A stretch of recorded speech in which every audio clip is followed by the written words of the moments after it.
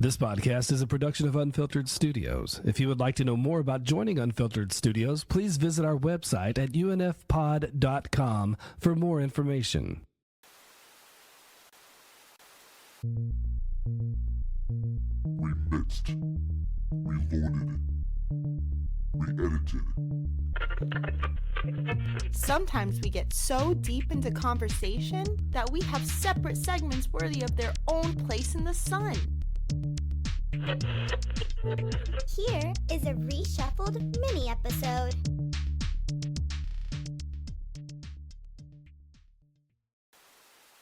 So, welcome to the show. Once again, we always love promoting all kinds of independent mystery and suspense films on the show, and lo and behold, we have another production straight from the heart of Dallas-Fort Worth, which is Don't Answer, another psychological thriller. This time, it follows a premise involving a babysitter watching over her professor. Once she starts hearing threatening voices, though, she realizes there might be some foul play happening inside the house itself. Hoping to bring a feminine psychological perspective to this, as well as make use of mood and sound mixing, hopes to navigate differently for this 90-minute thriller. All right, in you go. No more playing, and no more hiding, and no getting up unless it's an emergency. Got it?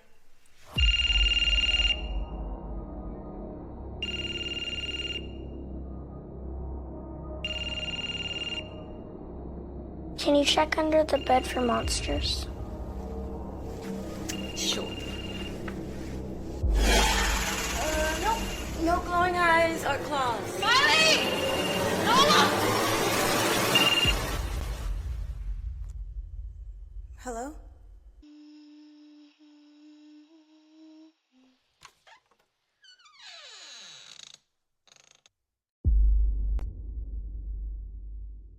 It is produced by Juanita Rogers for Galore Studio Productions. And we also have, lo and behold, makeup artist Artisha and director Reg Henderson. Welcome. Thank you. Thank you. We also have co-star Luke Jackson. Welcome. We also have Jacque Miller. Welcome to the show, Miss Miller. Hello. All right. So lo and behold, I do admire the mystery genre because it is really hard to figure out how much you want to give away versus how much you want to build upon versus what you want to tackle differently. You know, there's so many different components to it. There's other subgenres it falls into, you know, like home invasions or stalkers. In this case, you guys were making use of the one location. What really drew you all to this concept differently? What I was looking for was a contained thriller where we could really focus on one location. You know, mostly as independent filmmakers, your budgets are really low. And so you have to kind of think multiple location, company moves and things like that. So I was trying to think of how can we tell a story to keep the audience engaged and having it at one contained location. So that is kind of like what the concept was, to keep it contained and at one location. I think one location films, you really have to keep the audience engaged because there's only one location and all these things are happening. So you're having like all these little stories or different things happening in one location. So that was the first time that this is my first psychological thriller in a more of a feature film in a contained location. Lovely. And, you know, Juanita, I've been just blessed to know you at some of the different film festivals. You've been on so many different productions, from detective shorts to faith movies. You've been tackling producing for a while. How did you get the chance to partner up with Q and Coda Films, though? I know Ellen. Nice. As like a friend of family's. And so when I did my first feature film, Shadows of My Past, she came to the premiere, and she had came in on the back end and helped me as an executive producer for basically like finishing funds for the film. Yes. And so when we did that first film together, and then I pitched it to her and asked her would she be interested in coming on as an executive producer for this film. But this film is a little different because it's working together from start to finish, which was different from the Shadows of My Past. So, you know, I'm really thankful that, you know, Ellen came in and helped out with financing, which is obviously everybody knows that's the hardest part of making films. Wonderful. Director Henderson, when you were brought onto this, what were some of your influences? when it came down to just everything from the storyboarding to the planning to the shoot days? There was always, like Juanita said, there's always challenges with indie. So my main focus was trying to see how we can tell it within the budget, and that will allow us to be able to, fully have a story from start to finish. So that was kind of like my main focus. And even though it was no indie film, we still had a lot of things that were kind of up against us. And I felt we really rise to the challenge and really met. I mean, for one, it was 8 days for shooting. 8 days. It was all night shots. So no pressure. 8 days. Yeah. So it was all night. It can be done. It absolutely can be done. It's just everyone's got to be focused. So and to add to that, they're all night shots. That meant our window of opportunity, to get everything was really contained within like a 8 p.m., to 6 p.m. when the sun started to rise. We were up against that. And then to add to that, we had two, wonderful child, actors. So we had to worry about that as well in terms of, making sure they get sleep, as charming as Luke is, Luke can get cranky when he was, sleepy and the same. So, all these variables that we had to worry about, on an 8-day super indie project. But I'm really proud of what we were able to accomplish because we did really pull off, wonderful. So that was my main focus, just trying to make sure we can get everything, contained and done in the 8-day period. And one location really does save a lot of time constraints because now you can make the location be a character. You can choose where to find the exact suspense.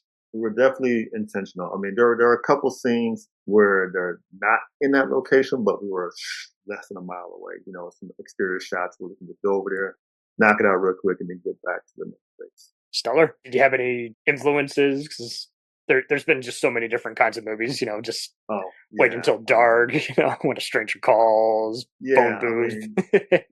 Juanita sent me When a Stranger Calls, and I actually had seen them before, and the older one. But I've always liked thrillers, Psycho. I'm more of a kind of an old school type, Norman Bates type of, thriller. Right. Hitchcock. Hitchcock, definitely love Hitchcock. So I was just kind of like looking at those, and then also trying to add that kind of modern, not Final Destination in terms of the story, but kind of a little bit more vibrant color. For other indie filmmakers listening, what do you think is the biggest key component? Obviously, you got to feel like you can do something with the concept. You got to like the premise or the script. But what do you think is the hardest part about building any kind of suspense? Is it more the lighting, or is it mainly just making sure all the actors are just well rehearsed? The suspense is all, for me, I think, predicated into the establishing the world. When we were trying to go back and forth for how many days we need, I was really stressing, like, if we want to create this mood, we're going to have to take the time to, like, certain things you can't get around, establishing shots. You have to light it correctly if you want to have that cinematic look. And which, Juanita agreed. So, like I said, we gave 8 days and we really honed in on lighting. So because we were holding in on lighting, sometimes 2-hour, movie trying to shoot it in 8 days, it just something would have failed, So we were able to, scale down the script, utilize the 8 days, and be very intentional about the lighting. Luke is a star in the making. Antagonist, once you see her, pretty remarkable. Like I said, the shoot in 8 days with the budget we had. Lovely. So Jacque Miller and Artisha Mukes, how did you guys get involved with the production? Well, I've worked with Juanita and Reggie on a few films. So, Juanita actually asked me to be a part of the crew. She sent me the script, and my wheels started going. Like, I love scary movies. I love, suspense and thrillers. So I was very eager to be a part of this film. What do you think is probably the most key when you're pitching this?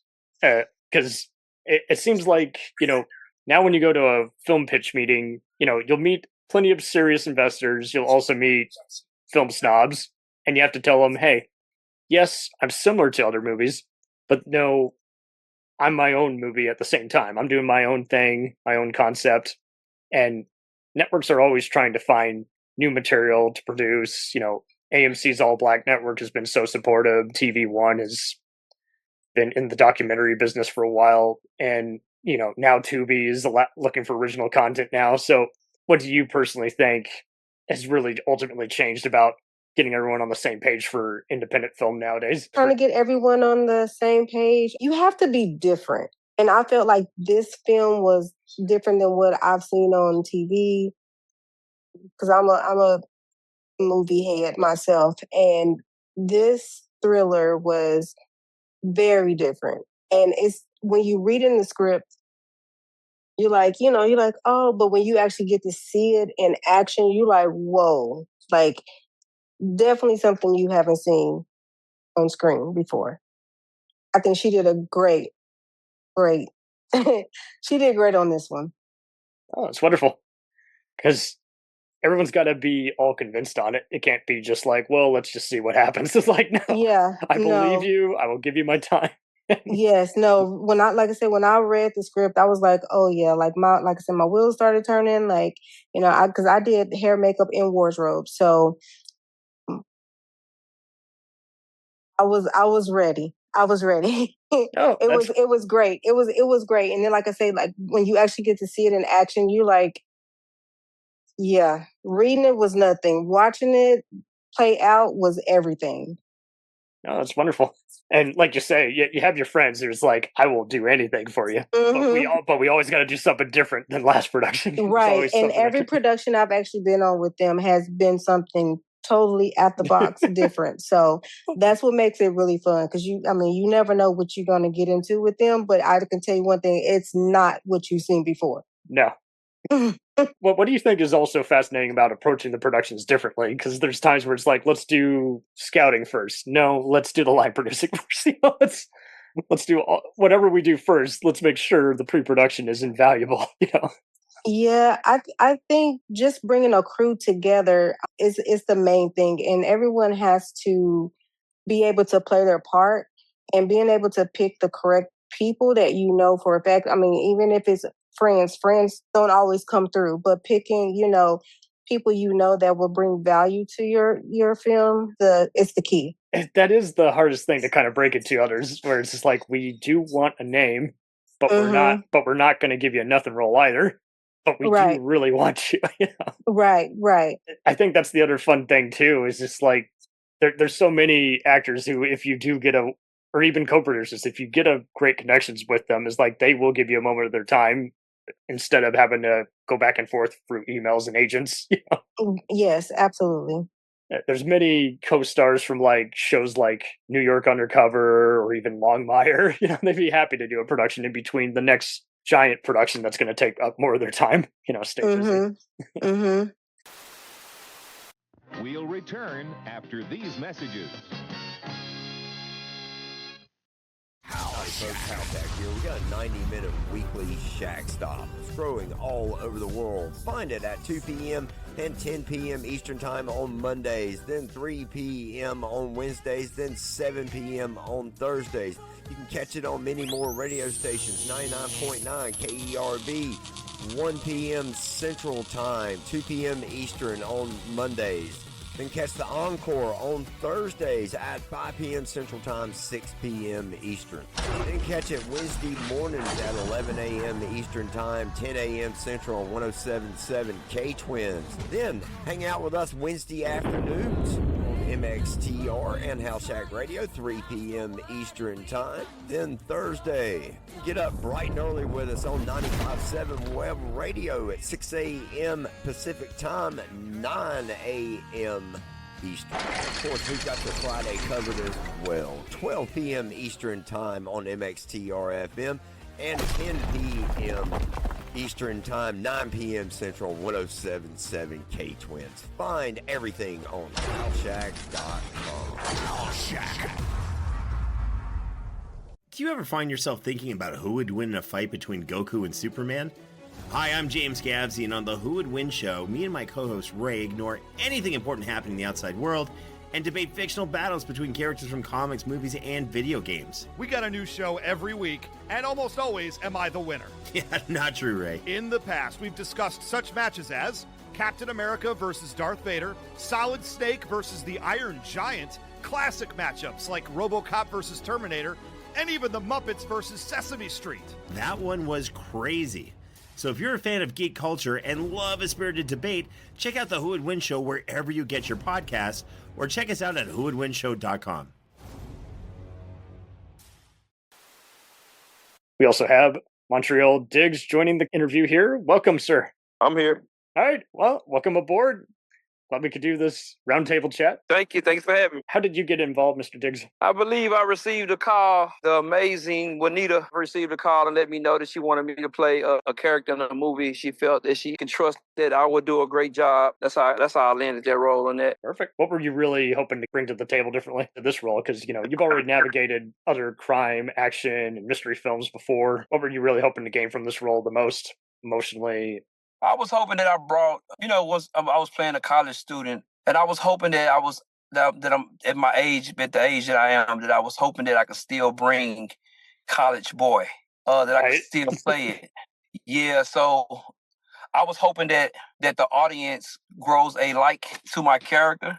That like I said, I sold the character well and made it believable. What I expect to bring was, because you had 8 days, so it's like you got to stay in character, you got to really focus. Yeah, I know. And it was so long ago since we shot it. So I'm trying to remember. I'm trying to remember more about that character, more about their role. It is wild how your different training as an actor comes into display multiple times, and you're having to remember all the different tips and tricks that you've been trained on. This is like, I gotta always be doing something, even if it's a subtle close up or gotta be in the scene. I gotta be in character. Right.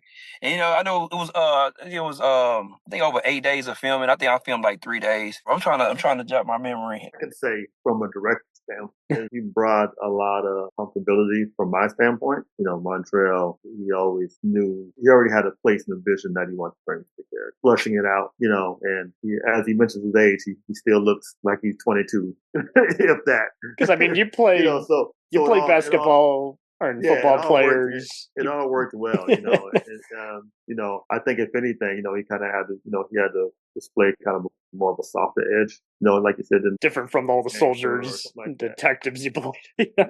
Yeah. A little more laid back and subdued in his approach. I think he did great. Yeah, I appreciate that. Yeah, absolutely. Coming back to me now. Yeah, absolutely, man. It's selling that role of being a 40-plus male playing a college student. And, you can always say, I'm returning. I'm returning to college. Yeah. Yep, I always say it, yeah. So, Luke Jackson, you've done a few different roles. What really made you feel just right at home working with this invaluable crew? I think what made me feel right at home, so when I got the part, I was, really excited and more expected. I met a lot of, amazing people throughout filming. It's a mystery film, so as a result, there's so many times where everybody's got to kind of have an aura of mystery to them. You got to have kind of a roster of suspects. It could be anybody. I do applaud how Juanita, Reggie, and company did conceive just a very progressive movie. It's strong female role and bringing in a female perspective to this. And you're being very delicate with this, clearly based on the synopsis of this. I think that's very neat because, there's so many movies that, good or bad, get so much controversy because they don't approach things very delicately and they don't characterize their characters. So they just feel like, victim number 1 through 5. So it's cool that you're taking this seriously and you want to actually, the characters are the real star. Yeah. We definitely want to be intentional about, highlighting everybody, play the part. As she said, it was, a contained thriller, and the cast really isn't that big, So everybody had a chance in a moment to shine. 11 castmates, it's pretty good. Yeah, I just wanted to chime in on the child actors. They did an amazing job. The chemistry was there. They knew their lines. I believe they knew the script better than me. They were right on it. You would have thought that they had been seasoned for years. They can't be doing that yet long because they're young, but they did an amazing job. The chemistry was there between the two actors.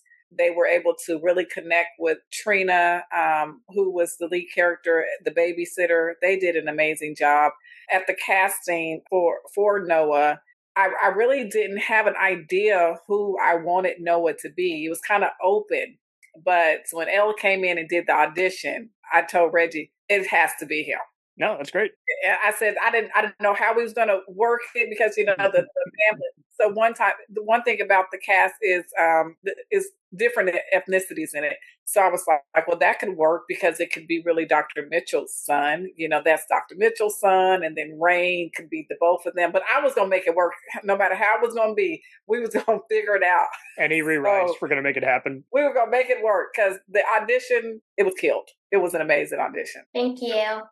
No, that's great. And just real talk, you got so many things. You got to figure out when's catering coming in, and kid actors, can't work the same amount of hours as the adult actors. Got to get them wrapped early. Got to make sure everything's staged, cameras and gaffing are working properly. There's so many factors. What would you say, Juanita and Reggie, you guys do the best at just de-stressing everything, making everyone look forward to the next day? Well, from a director standpoint, as a director, you kind of have to be all in. I mean, you have to be coach, cheerleader, trailblazer, if you will, and after I was comfortable with who was working and everything was going good, and, we would get the shot set up, then it was just kind of just like dealing with, circumstance, and again, a testament to everybody there, Juanita, because again, it was a daunting task, to be able to do it overnight. So it was overnight. So, naturally people were getting a little sleepy and, all these things. So it really was kind of like keeping the momentum going, so that's my main thing, just trying to go through the finish line, making sure that, so it's like, I got to make sure we get all the stuff kind of, on board and keep everything on track, that. Well, and that's neat that you got to work with Trina Lafargue. She's, no strangers. She's worked for Disney. She's been on that Anne Rice witch show, as well as just so many other productions where you guys just like beyond excited because you're like, oh snap, we're working with a big TV name. Yeah, and Demetra as well. Both of them were really just class acts, and ready to rock and roll, and Trina as an actress and a coach, she helped Luke and Rain, during the process, which is tremendous help for me. She's like, I coach and train, so I'll check in with them, and tremendous because she didn't have to do that, right. And it's nothing personal. Sometimes, performers want to go to the next production and say, I'll talk to you when I'm on set. It's nothing personal. Yeah. And Demetria, we only had her for a couple of days, and she came in and she just, again, very professional. Yeah. I just think everybody really, really played their part. Yeah. I must say the same thing as well, man. Yes. Yeah. Demetria did a great job. I watched her work. It was a great deal to watch her work, live and set, because I normally have watched on TV. So to she played Whitney Houston after all, and Bobby Christina. That's a big, yeah. And just to watch her work, and just to watch her professionalism and how she just carry herself on set. It was just, it was just so great to have her on board. You know what I'm saying? And then, as far as working with Trina is so awesome. I talked about her for so long. Like, we still stay in contact to this day. Yeah, she's just so great acting, man. It's just so, she's so great. She gave me a few pointers and we just talk. We talk a lot about acting, but it's just to work with her, man. It's just like her energy was always so high, so great. And then anytime you're working with people with high energy, that's great, with good positive energy, it's always easier and fun to work with. You're able to create, better scenes with a partner like that when you know that the chemistry is there. Friends and colleagues. Therefore, it's easier to just kind of build off of that actual existing energy in the room. Absolutely. And the children did an amazing job as well. It just was an all around great cast. It was a great pick. It was great director of photography. It was great directing. It was just great all the way around, man. I had so much fun filming Don't Answer. When it got time for rap day, I wasn't even ready to rap. I was ready to keep going. I'm looking forward. That's how fun it was. It was just great, man. Even though we came to work, it was just so fun making it. Oh, it's wonderful. And when everyone can just naturally just kind of wrap up the scene instead of constantly you're having to look at the time behind the scenes, make sure, everything's getting done on time. But if it can go by so fast and be like, oh, we got time for a few more reshoots, a few more takes, that's perfect. Right. Yeah. I will say too, when you have a cast and a crew where everyone gets along, oh man, it really made, that's heaven. I feel like every scene just flow. And when you have a director that is just as funny and cool and just laid back. But when it's time to work, it's time to work. And when he's like, okay, we got to go. So, I mean, I think that makes a huge difference and a big deal when everyone on set, one, feeds off of each other. Everyone is there in good spirits. The vibes are perfect. And no one is coming on set thinking that they're bigger than the next person. So I think that makes it, a great environment to be in. Absolutely. That's wonderful. And Montreal hands down, I don't even know what to say. I really, it was points where I thought he was really talking to me, but he was in character. That's how good he is. I appreciate that. Thank you. I appreciate that. I received that. You got to look. You'll see a couple of tears was in there. I was like, every time I pull it back, I was like, are those tears? Yeah. I was looking at that. I was like, is that a teardrop coming from my trail? Yeah, I was trying. One thing with. So I try to. Anytime I have to cry, so I'm like, I just feel the moment of what's going on, and that tear, those tears that I was shedding in that scene, those were tears of being afraid, of being like, oh, we're about to die. You know what I'm saying? It's like, right, we can't do nothing right now. So that wasn't the sad tears. It was the more afraid tears. That was different. That's why I brought those. I can come with different type of tears. I can go left eye, right eye. Yeah, yeah. I just allowed myself to be vulnerable and understand what was going on in the scene, and understanding that it was like, oh, this is our last day. I done came over here. I done came to this house, and for one, I'm here at the wrong time.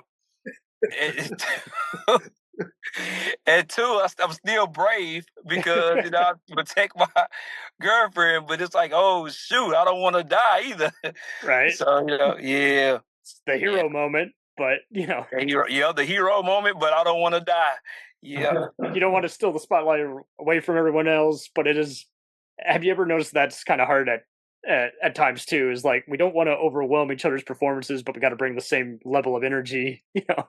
Momentum. Yep. It's like it's so hard with an ensemble. It's like right. And so when you see a big budget movie and you wonder where the budget went, you're like, oh come on, guys, you had even more time than us. What happened? Yeah. Yes. As far as like the part where he says like the hero. So originally, when the writer had wrote the script, when Darius had came over, he left, and I was like, no, you know what? I really wanted. I said, no.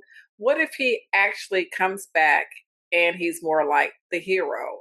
And she was like, okay, well, that sounds pretty good. So I like that he said it was like the hero scene because that was really written like that. Because originally it was like he came over and he left. You'll see it in the film. But I was like, no, I really wanted him to come back and redeem himself and, be the hero. So that was really good. There's some scenes in there, like he was saying, that crying scene. Every time I watch it, I just bust out laughing because it that cry, that scream, I was like, wow, okay. So it was really. Where did that come from? Try standing right in front of him when it happened, and I'm looking like this man is crying. It's just I know my body, man. Once I start feeling my heart racing at a certain, like when it start getting high, I already know, like, I'm not about to hold back. Whatever it's about to look like, whatever's about to pour out my eyes or the way I'm gonna frown up or out my nose, out my mouth, wherever, I'm just gonna allow it. So that's what it was. This was like I started feeling my heart.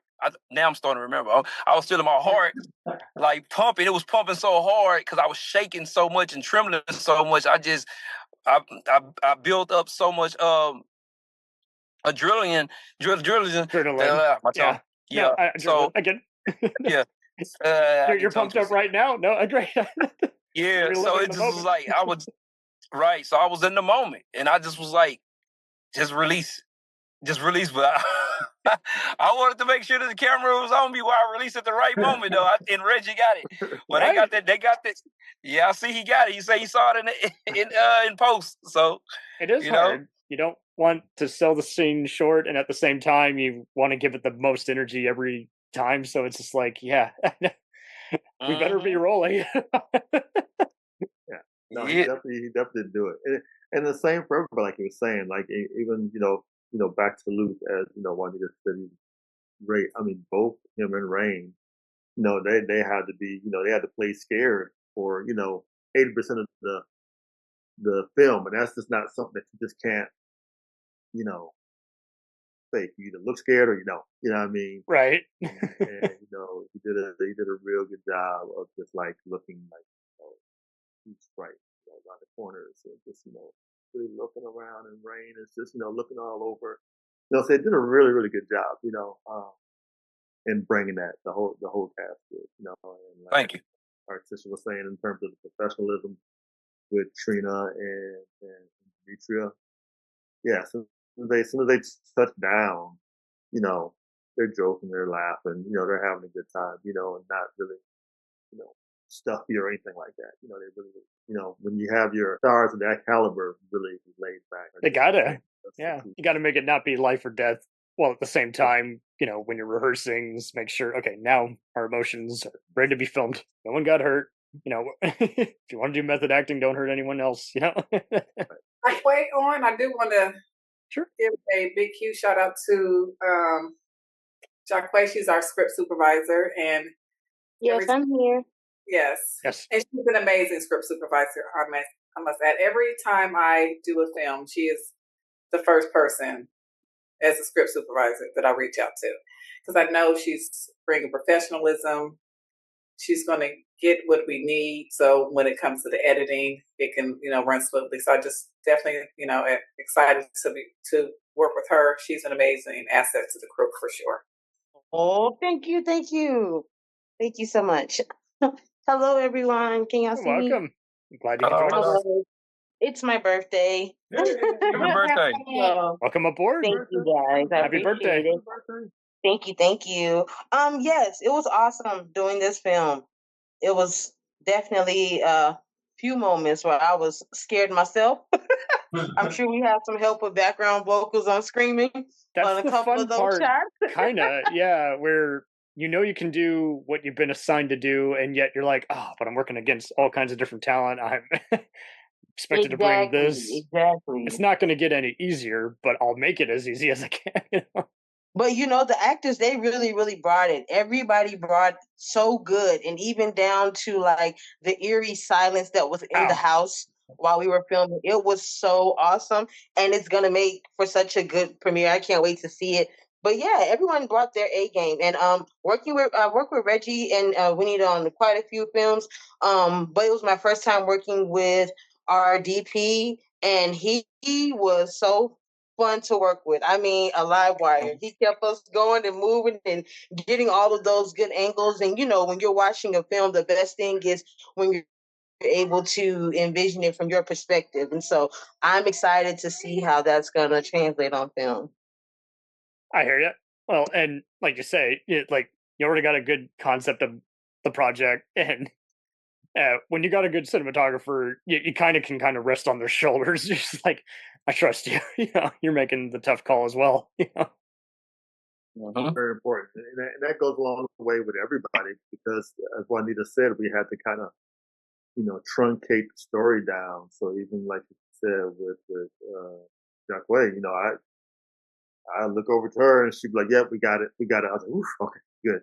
Because there are certain things we had to make sure, because again, as a thriller, we had to make sure that the dots were connected. And make sure that everything was making sense. And I know we had left some of it out because again, just didn't have enough time to do everything.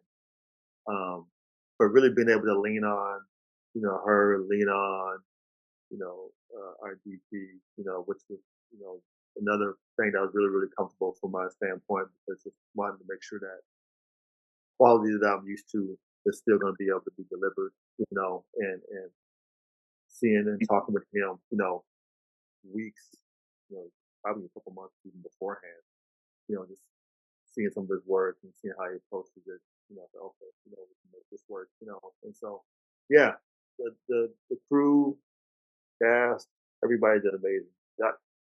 the catering. I mean, Oh yeah, gotta have good catering. There's no. My God. The catering was almost the problem because I didn't want to do anything after I ate. I hear you. This is working the opposite. Right. Everything was great. Are there any other tips you recommend for anyone doing night shoots? Like especially if you got to work with other cast and crew who are struggling to make it work. They clearly can do the job you've asked them to do, but they got to make sure their other gigs and their family are aware of the situations. Like, hey, I'll be getting back at a different time. Yeah, I mean, night shoots ain't for the faint of heart.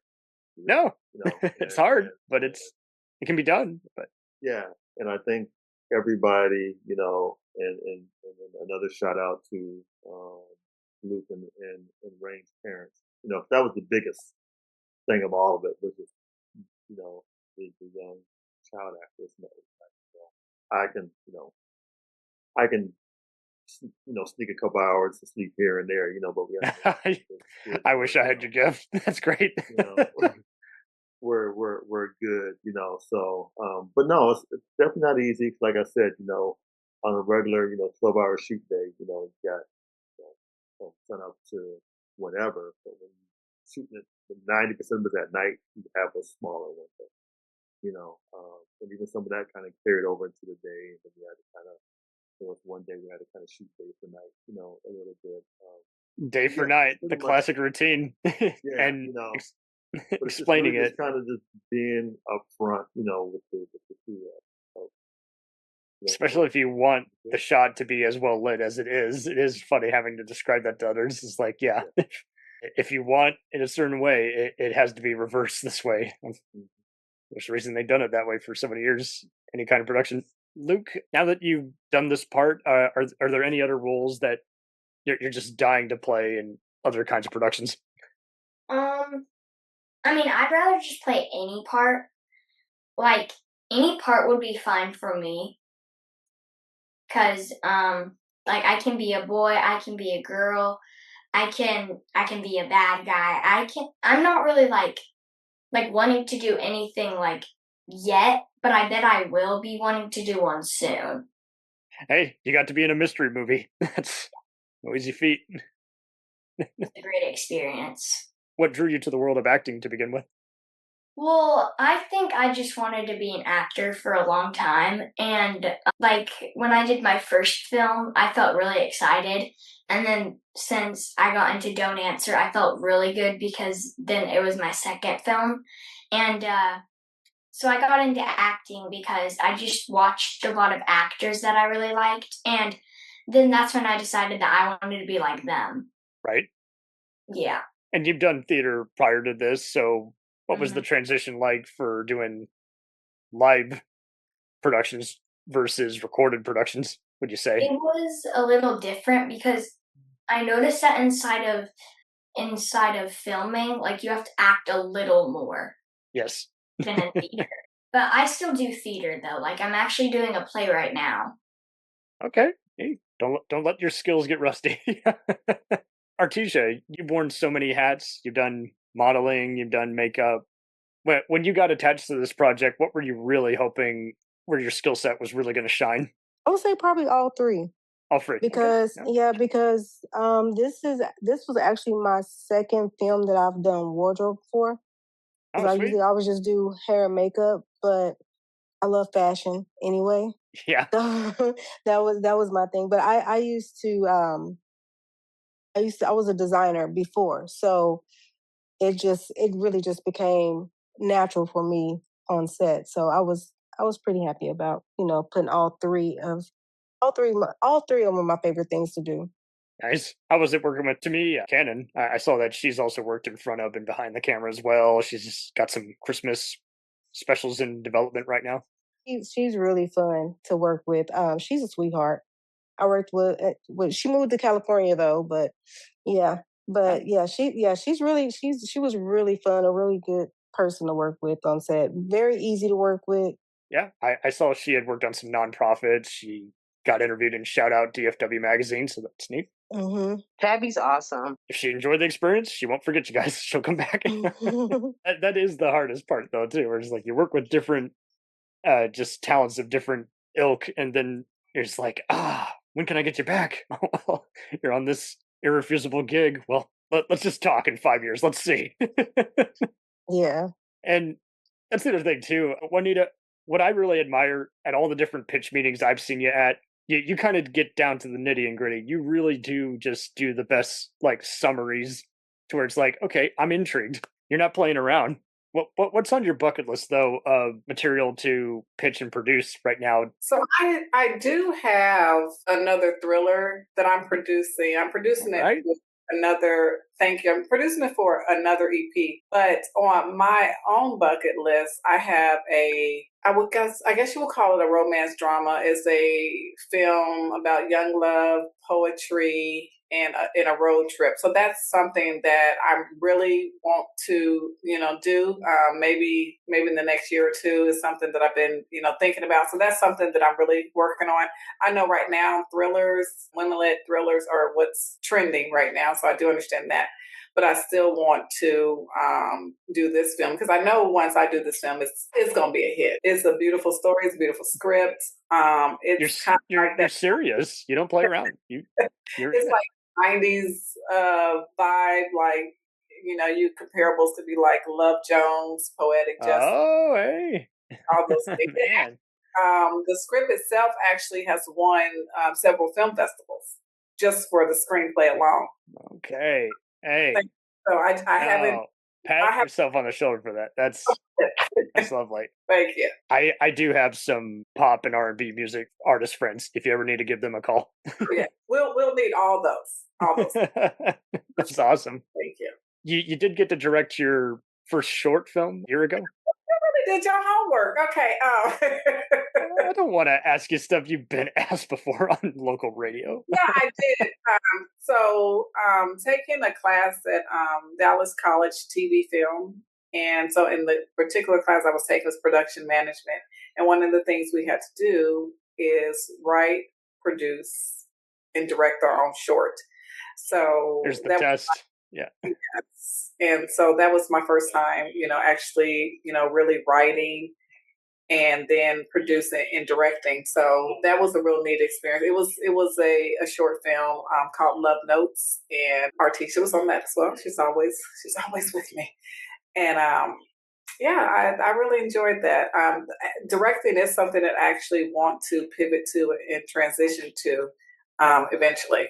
No, that's wonderful. And so, because now that you are used to the nonstop schedule and how you're calling all the shots, but it is great for everyone to try and do some kind of directing, because then you can find out, okay, no, I want to be the person behind the scene, or I want to be the financer, or I want to just be the location scout, or better yet, how about I just do the line producing and I have my best friend, who's got more experience direct. So that's cool that you were getting your feet wet and you're just like, I'm completely comfortable with this, but I'd still rather start these projects from the ground up. That's my great. Pivot into directing. So you think you would absolutely still return to the director's chair? Yeah, that's really where I want to be, because I love producing. Because I think what the part of producing that I like is the storytelling portion, when you take a concept and then you bring it to the screen. So more of like a creative producer. So I know there's all type of producers, like line producers and budget. Right. That's the thing. I had to learn how to do it, but I'm not excited about it. That's not something that crunching numbers and things like that. That's, when you're producing your own films on this independent level, you usually are the line producer, you're doing the budget, you're, doing all those things. But creatively, I love having an idea, hiring cast and crew, and then putting it on the screen. So it is rough at first, though. Like, it's like, I got to try out all the different job positions. Yes. And then I do have to mix it with where I'm actually mentally and emotionally invested in. Is like, yeah, but this is a grind, or this is good, but I don't feel anything when I do this creative avenue versus this. It's just, I don't feel anything when I write a budget. There you go. Save yourself. But you have to do it. But I'm learning all the avenues of producing. but I definitely want to step more into the creative spaces as directing. Oh man, surely you know he's a local comedian. I keep telling him he's got to do more stand-up open mic nights. Are you familiar with Fabian Lopez? Yeah, I've always worked with Fabian. He's love him. He's actor, and I worked as an actor before. When I was into acting, Fabian and we were in this vampire series, and I think we worked on that series about 2-3 years. And so I really got to know Fabian as an actor. And we were like arch enemies. He was a detective, and I was the lead of these vampires, and we didn't get along at all in film. He should be a bigger name than he is, but when working with him, he would just always just know when to just kind of do just a few jokes just to kind of get everyone back engaged and in characters. Like that's wonderful, because you need that kind of just stress relief. You know, it wasn't any not safe for work joke. It was just like the right kind of, hey, you know, I need you to look in here. Hey, cue cards over here. You know, just got to give a speech. He's just always good about that, and he's good at getting everyone's attention. How would you say you're good at getting everyone just focused? You know, just kind of back on track while also kind of breaking the levity, keeping it light. I think when I'm on set, I observe more than I do a lot of talking. I'm usually very quiet on set. A lot of people say, well, you're not really saying anything. You know, I think because when I'm on set, I'm always in my creative space and I'm learning and I'm watching, trying to see how something could be better. So when I'm on set, I think that I'm just more laid back and a little quiet. So I let the first AD and the director do all the barking. First ADs are so invaluable. But we got over it.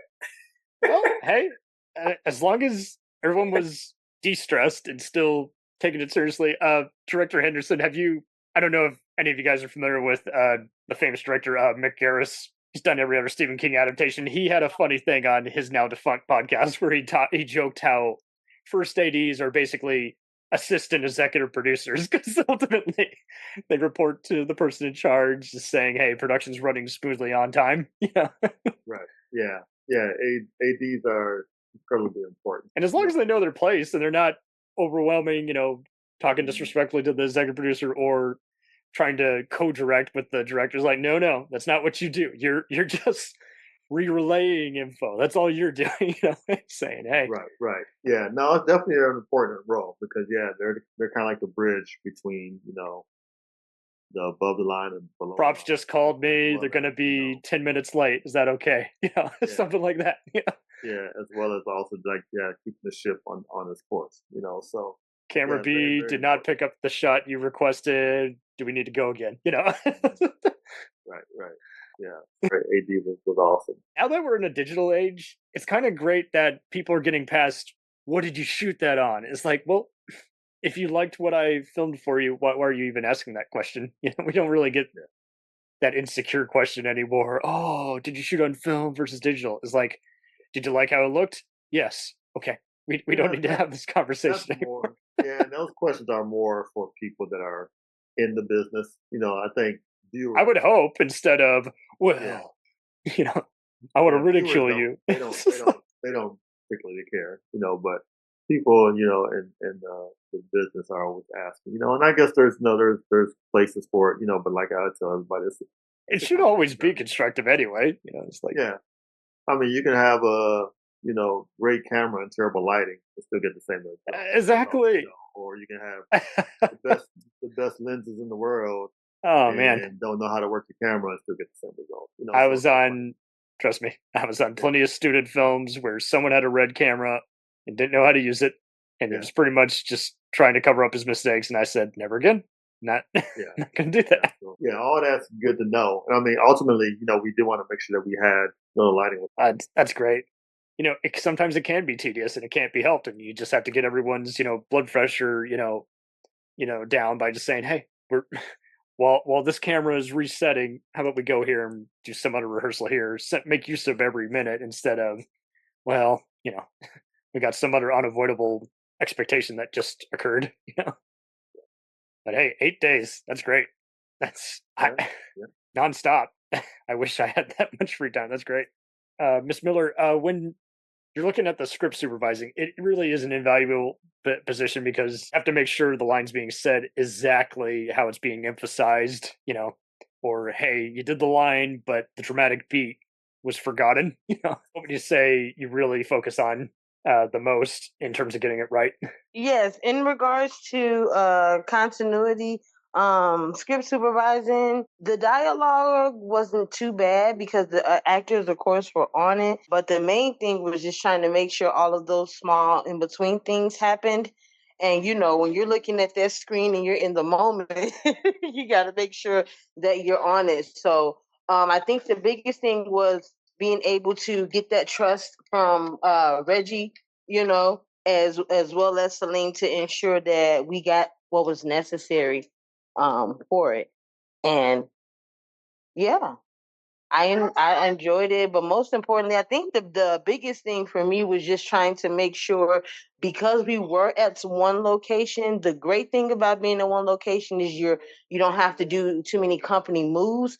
But the other thing is you have to make sure that everything looks correct in every way, in every scene. So that was the main thing, just making sure that when we went back into certain rooms or what angles, that we stayed on top of set design and making sure that everything was good as far as continuity wise. Yeah, continuity, when that becomes the bigger thing, that does say a lot, because it's like, yeah, this line will not make any sense if you're not holding this one object, if you're not, focused. Exactly. People are going to be confused in the editing room. Yes. The great thing is, though, once with actors, I mean, they were awesome. So they were pretty much on it. So they honestly made my job easy. I thoroughly enjoy getting to know the actors, getting to know their style of working, and what ways that I can help them in regards to it, especially when it can be something that's dialogue heavy. So yeah. Director Henderson, what I think is a wonderful task for anyone to have to do, I'm sure everyone else could speak to this as well, but what do you think is the biggest challenge when you're having to remind everyone, hey, this is dialogue heavy, but this is all going somewhere? It's not like I'm making you do 5 different speeches. This is a proper script, and I need you to stay focused and just kind of, be more in the rhythm, and then worry about getting the lines right. There's so many different factions to that. What do you think is one of your shortcuts you use a lot for dialogue heavy movies? Well, for this one, we had a lot of rehearsal. Read the script like maybe 4 or 5 times, as a ensemble cast through before we actually got onto the set. And like I said, then Trina, she got with Rain and Luke, and kind of honed in there with them, which, like I said, was a big help. But in terms of being dialogue heavy, because it's a whodunit, if you will, there really wasn't. There was like 2 pockets of the project where it was kind of dialogue heavy. Now, Jada, which is the lead, played by Trina. We read through it so much, they were kind of pretty much second nature now. Yeah, although with Mitra, I was a little kind of worried because she's busy, being on all these movies that she's on. Yeah, we didn't get a chance to rehearse with her, so I was a little worried at that point, if we had to kind of, work out the bugs of the kinks. But she came in there and she just, like I said, she in my opinion, and I could be biased, I haven't seen all her work, but I think this is probably one of the best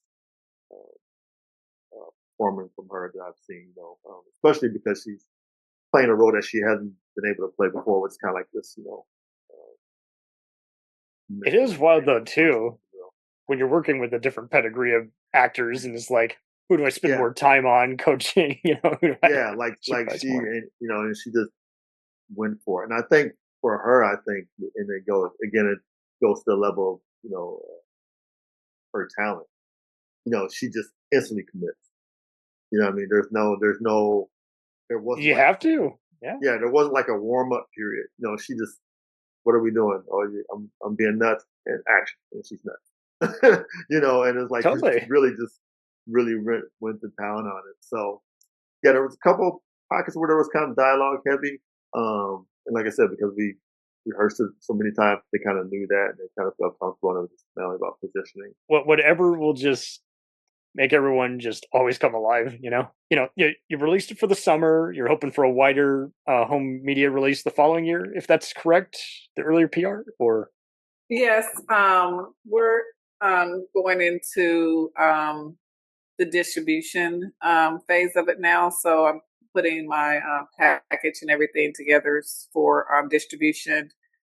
I'm looking for, of course, domestic distribution, but I'm definitely looking for international distribution as well. So that's really one of my main focuses, is looking for some international distribution, especially with the kind of the psychological thriller trope. Those are what I've been told do well overseas. I'm curious always about that, just because, marketing is no slouch. It's no easy feat. And I really have always admired it some capacity, even before I knew what it was. My father still to this day does website marketing. My mother used to do journalism for Star Telegram. How would you say you approach marketing? Because, it, like you say, this goes back into the nuts and bolts of how do I make this interesting, and how do I get good at this, and how do I make this be second nature? Especially when you can't predict the markets, you can't always figure out or read the room, So for Don't Answer, I always had an idea of making it more commercial, where it could cross kind of like, so it's not just one group of people will be interested in watching the film. So that was the first thing that I wanted it to be, was commercial. So I believe with a diverse cast, that to me was given the commercial appeal that I was looking for. I also know that like thrillers and horrors, it's not a horror because it's not a lot of killing and stuff, but it's still on the same trope of a horror. So that's really a commercial appeal, especially with like Blumhouse and Shudder, and like how Obsession just did amazing from a filmmaker. Like it was the typical trope of $1 million and it's making 50 million, and people are finding it agreeable. They're like, wow, where'd this person come from? So that was kind of my thing. I wanted to kind of have like a commercial type of film that could, do well anywhere. And one thing about like horrors and those type of films, you don't have to have a lot of, you don't have to have star power at all. No. Because if it's just, good story, people will like it. So I just hope that this is a film that could be more of a commercial type of film where everyone will enjoy it. Some people, like, I don't really like scary movies, so I'm kind of scared. But this one, so it's like you're making a scary movie, but it's not really scary. Like, right. Like it's more of like suspense, and the music really drives the film. So I think it's a film that everyone can enjoy. The plot twist at the end is you don't see that one coming at all. I'm glad you brought that up, because there are times where you'll see that. You'll see a director politely saying, well, the distributor labeled it as this. I did not intend it to be labeled as that. So that's cool that you and Director Henderson were speaking the same language. Henderson is familiar with all the different genres. You're like, I want to keep this like firmly here. It's just a preference. What I think would be best for this. Yeah. So as far as like marketing, the marketing that I have for this one was just making it more of a commercial type of film that it will be easy, that I feel, to market than some films that just have where it's just going to be on one particular platform. So that's what I was really looking for, the marketing to be more commercial. And that's what we're, hoping for, and we'll definitely keep you updated. The premiere sold out, which was really good. That's wonderful.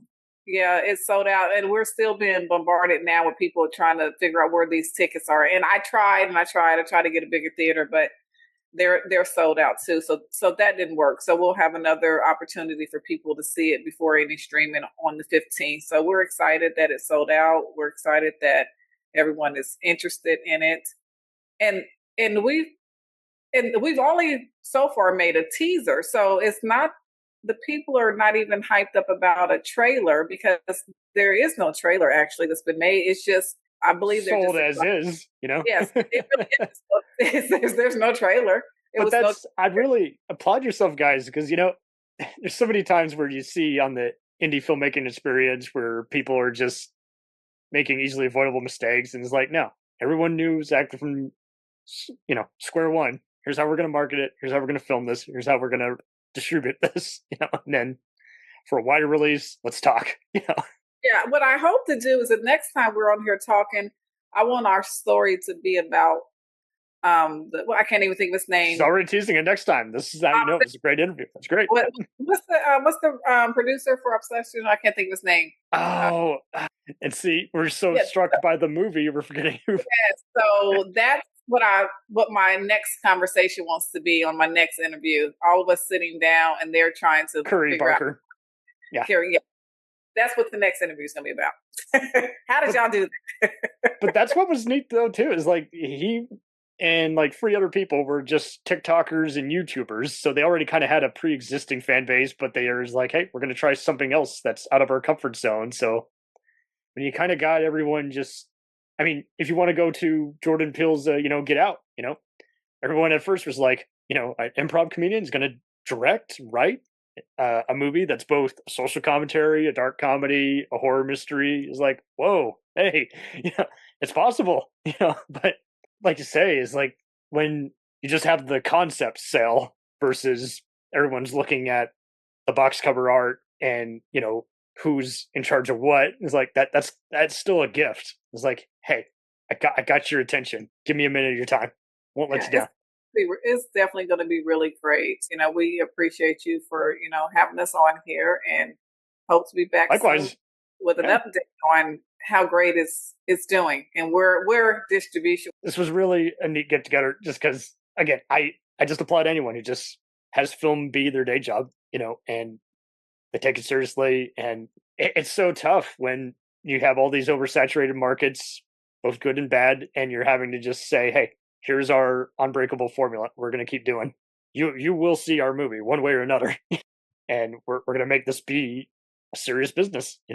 That's off to you guys. Thank you so much. And I definitely want to give it a rental when it comes out. Okay, sounds good. Sold.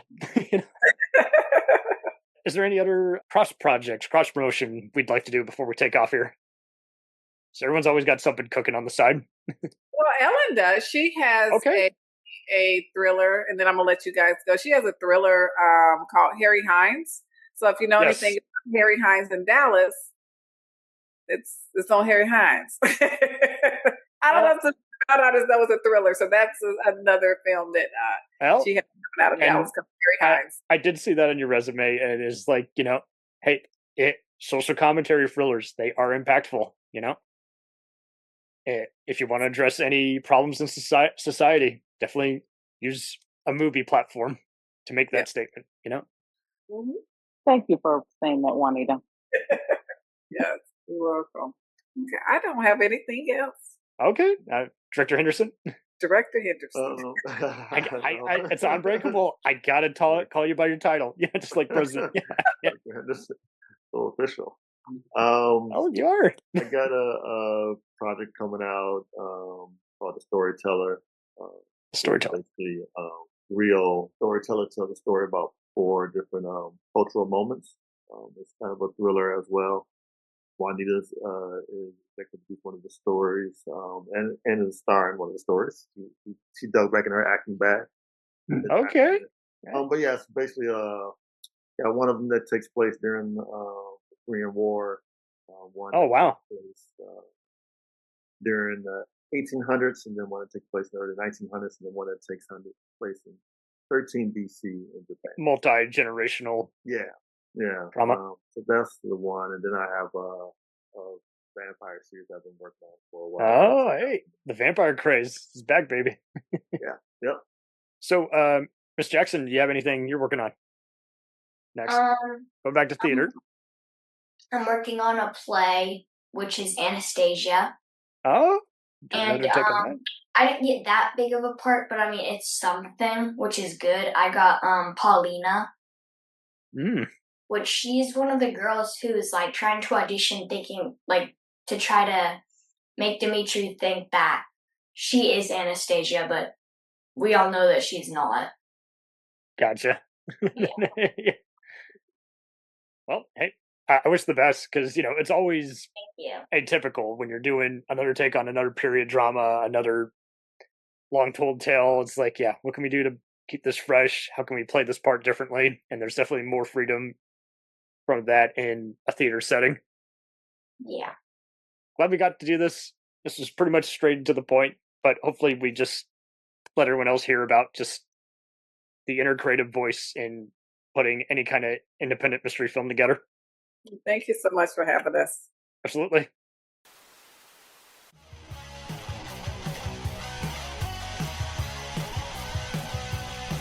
Follow us on the web on Facebook, Twitter, and Instagram. The podcast is available on Podbean, Spotify, iHeartRadio, Anchor, Apple, and anywhere else podcasts are available.